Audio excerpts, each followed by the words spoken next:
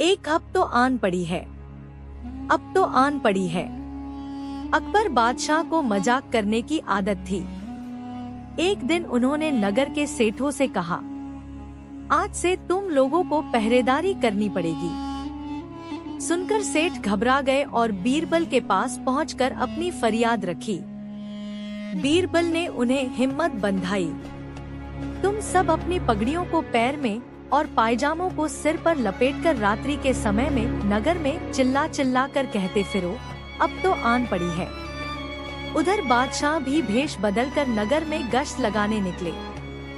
सेठों का यह निराला स्वांग देखकर बादशाह पहले तो हंसे, फिर बोले, यह सब क्या है? सेठों के मुखिया ने कहा, जहां पनाह, हम सेठ जन्म से गुड़ और तेल बेचने का काम सीख कर आए हैं। भला पहरेदीर क्या कर पाएंगे?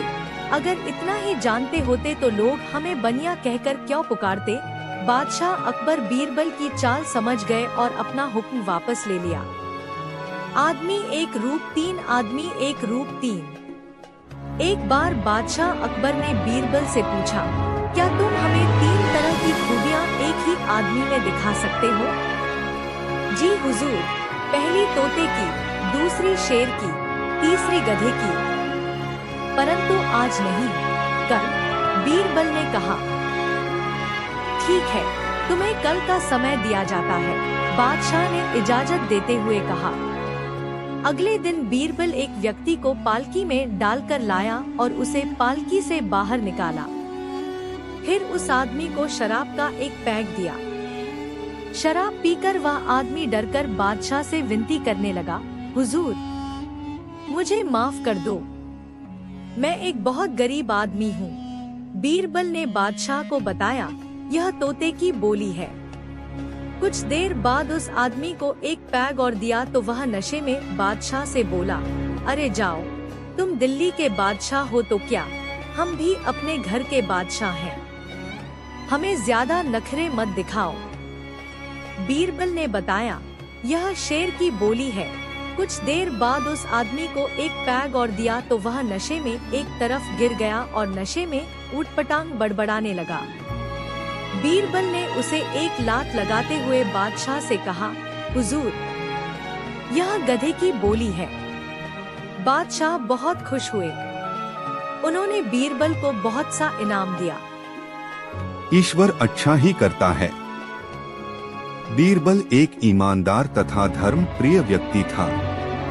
वह प्रतिदिन ईश्वर की आराधना बिना नागा किया करता था।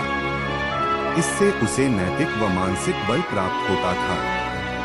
वह अक्सर कहा करता था कि ईश्वर जो कुछ भी करता है मनुष्य के भले के लिए ही करता है। कभी कभी हमें ऐसा लगता है कि ईश्वर हम पर कृपा दृष्टि नहीं रखता, लेकिन ऐसा होता नहीं। कभी कभी तो उसके वरदान को भी लोग शाप समझने की भूल कर बैठते हैं। वह हमको थोड़ी पीड़ा इसलिए देता है ताकि बड़ी पीड़ा से बच सकें।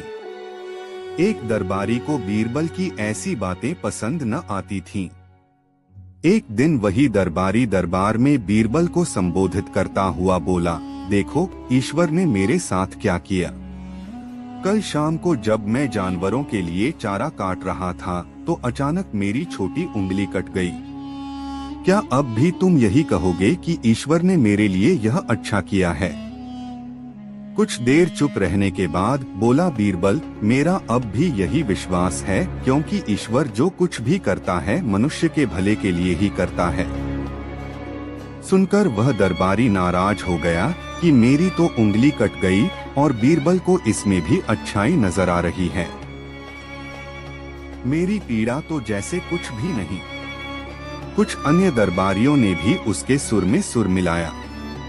तभी बीच में हस्तक्षेप करते हुए बादशाह अकबर बोले, बीरबल, हम भी अल्लाह पर भरोसा रखते हैं, लेकिन यहाँ तुम्हारी बात से सहमत नहीं।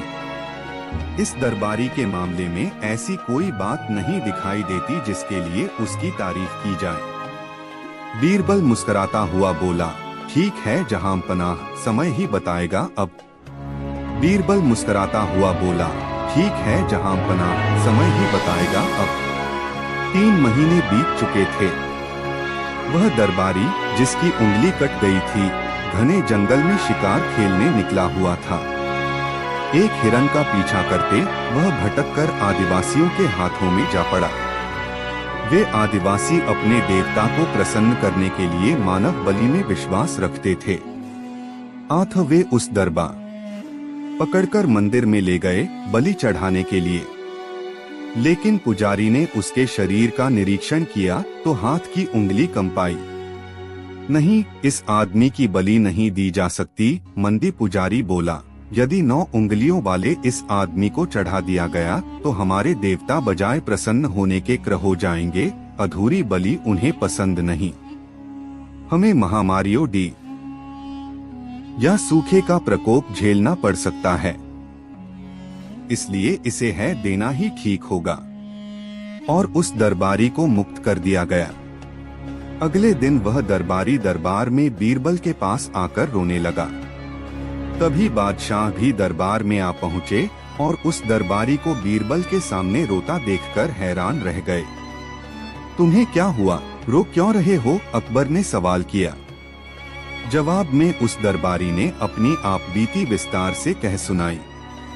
वह बोला, अब मुझे विश्वास हो गया है कि ईश्वर जो कुछ भी करता है मनुष्य के भले के लिए ही करता है। यदि मेरी उंगली न कटी होती तो निश्चित ही आदिवासी मेरी बलि चढ़ा देते। इसीलिए मैं रो रहा हूँ, लेकिन ये आंसू खुशी के हैं। मैं खुश हूँ क्योंकि मैं जिंदा हूँ। बीरबल के ईश्वर पर विश्वास को संदेह की दृष्टि से देखना मेरी भूल थी। ऊंट की गर्दन। अकबर बीरबल की हाजिर जवाबी के बड़े कायल थे। एक दिन दरबार में खुश होकर उन्होंने बीरबल को कुछ पुरस्कार देने की घोषणा की। लेकिन बहुत दिन गुजरने के बाद भी बीरबल को पुरस्कार की प्राप्त नहीं हुई। बीरबल बड़ी ही उलझन में थे कि महाराज को याद दिलाएं तो कैसे। एक दिन महाराजा अकबर यमुना नदी के किनारे शाम की सैर